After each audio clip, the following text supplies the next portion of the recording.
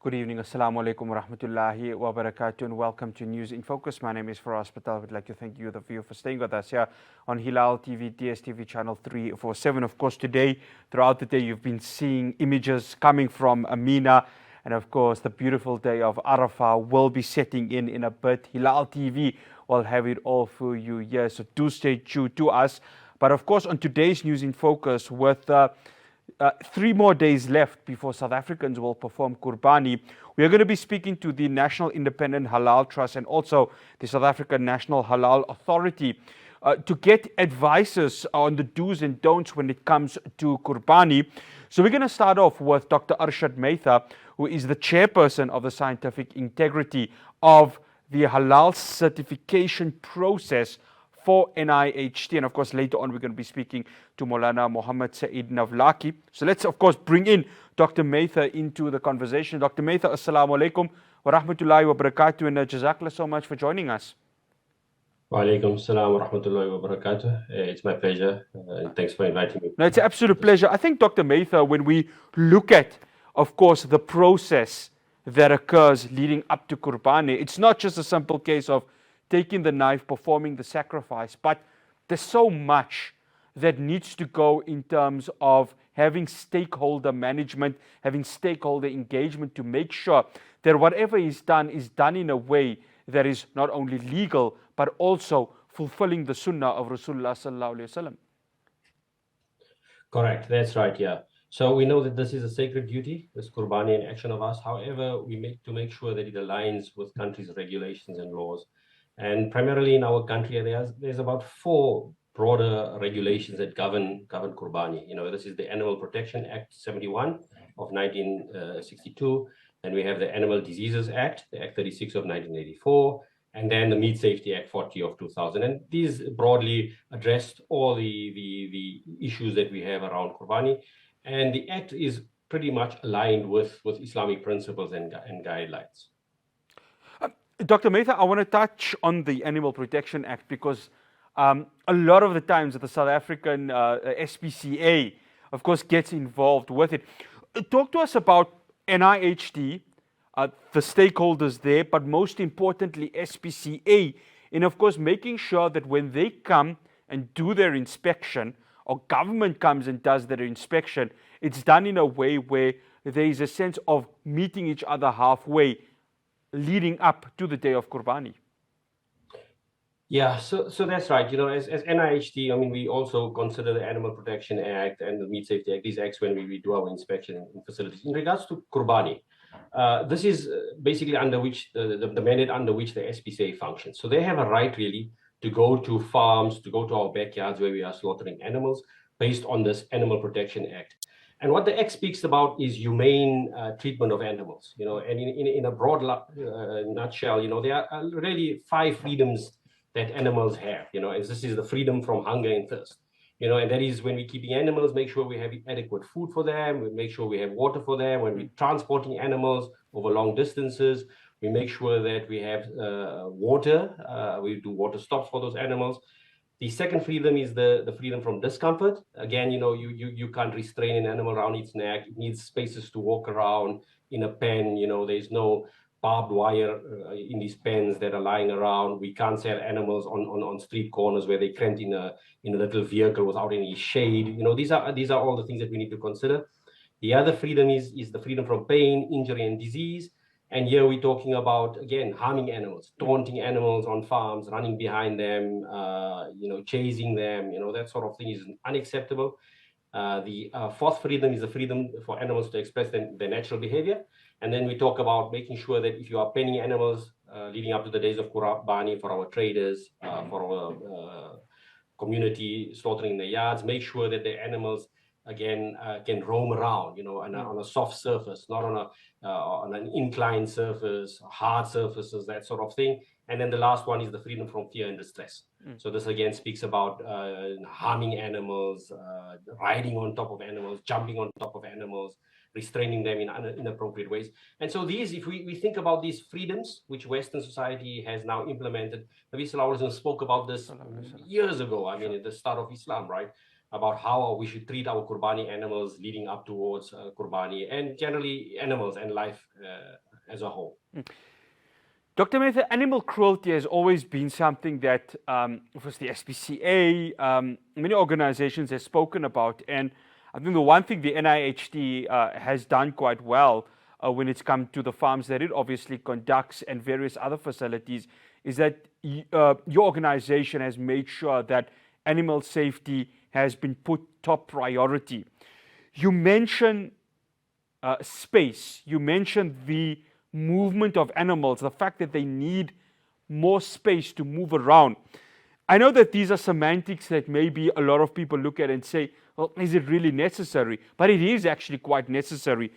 Talk to us about why this is important, why space for animals is important to make sure that not only are you adhering to certain rules and regulations, but that the animal feels comfortable on the day of the actual sacrifice. So, for us, in regards to that, right? So remember, a stressed animal releases specific hormones, changes in its body, and this impacts then on our meat. So even if we just have to think about, the quality of meat that we're getting out of the Qurbani, right? It makes a lot of sense to make sure these animals are comfortable, they are stress-free, and these are the things that contribute to that, space to roam around, animals to exhibit their natural behavior. And if we don't give them that, then we're going to have quality of meat that is tough, smelly, those sort of things. And so it's really in the interest of both the animal, because we're complying with the law and the regulation, the Animal Protection Act, but also we'll see stress-free animals, we'll see better quality of the meat, more hygienic, and so it all ties in really to ensure we give them a lot of space for movement. Also, if we cramp animals, there's a better, more likelihood of one animal harming another animal. And then we then start questioning, is my animal now suitable for Qurbani? Because you bought this animal, you spend a lot of money on it, but you pen it in a small space, and one animal harms or hurts the other animal, and now you've got an injured animal, a broken leg, broken horn, and so we're really looking for issues if we don't comply, and we try to make animals as comfortable and allow them this freedom to walk around and move around. Dr. Mather, the other hat that you wear is, of course, you serve as the research team manager, I beg your pardon, for vaccines and diagnostic development program at the Agricultural Research Council Untersport Veterinary Research. There's a lot of words right over there. Vaccines for animals. That is important, isn't it, given that every 2 or 3 months there's obviously this concern when it comes to foot and mouth diseases. These vaccines are important, aren't they? Because you've mentioned it. The quality of meat that you're going to get from this animal is quite important. And one of those mechanisms is the right vaccine, which has been injected into the animal to make sure that they are having the movement, number one, and number two, they do not spread diseases amongst the entire herd. Yeah, so in that regard, okay, so in my role, we look at development of new products, right? Veterinary vaccines, but this goes on also for medication, so therapeutics. It's critical that our animals are healthy. So we're not saying farmers should just vaccinate or treat animals, but they should be aware. Currently, there's an FMD, foot and mouth disease outbreak. So with regards to that, there's implications, right?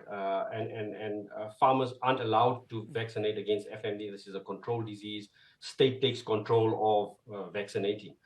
But what's important, and I think for the public, for traders, for farmers, we need to also realize and recognize that when we treat animals, whether it be a vaccine, whether it be a medication, we need to think about withdrawal, something they call withdrawal periods. So these animals, by regulation, Meat Safety Act, Animal Diseases Act, are not allowed to enter the food chain up until those drugs have moved out of the system of an animal, the withdrawal period. So if a farmer finds an animal who is ill, right, and he treats it with an antibiotic, the leaflet of that drug would indicate the withdrawal period for this antibiotic is 2 weeks. So he's not allowed then to slaughter that animal on Qurbani if it's not within that time of 2 weeks, right? And this is really important. And as the public, we need to be aware of this, and these are the sort of things we can check to our traders, the people we buy from, right, and make sure that they are complying. Make sure, look, I hope you haven't treated my animal with any drugs or any vaccines because of the withdrawal period, and make sure the animal is healthy by looking at that animal. For the trader, make sure when you purchase animals, you've got a good history of where those animals are coming from. They are not ill. They have been vaccinated previously with recommended vaccines for the areas from where they're coming from. The various provinces, the state vets would indicate specific vaccines in that area based on the likelihood of outbreaks or diseases in those areas.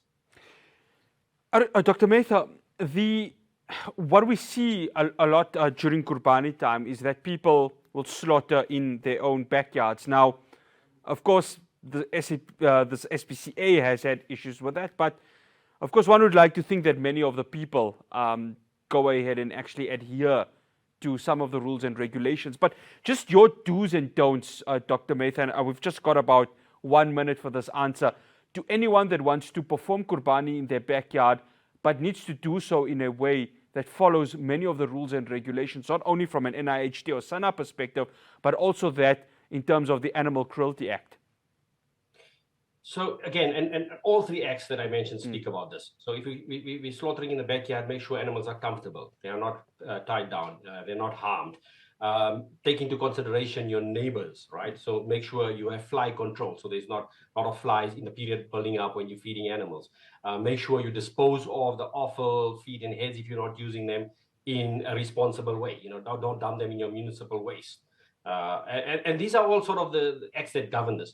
I just want to mention that the Meat Safety Act stipulates that meat entering the food chain needs to go through a registered abattoir or an abattoir. However, within the Act, there is a clause which allows for slaughter in backyards for religious purposes. And that is within the clause that Muslims are allowed to slaughter animals in their backyard, to slaughter animals on informal farms, small holdings, etc. And that's why even if an SPCA visits your premises, you are still within the law, as long as you abide by all these rules, cleanliness, hygiene, consideration of neighbors, bylaws of the country, of the municipality you're in, and then you should have no issues.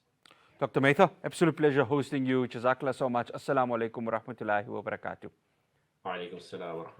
That is Dr. Arshad Mather. He's the chairperson of the Scientific Integrity of Halal Certification process for the National Independent Halaal Trust. After the break, I'm going to be speaking to Sanha with Maulana Muhammad Saeed Naflaki. Do stay tuned.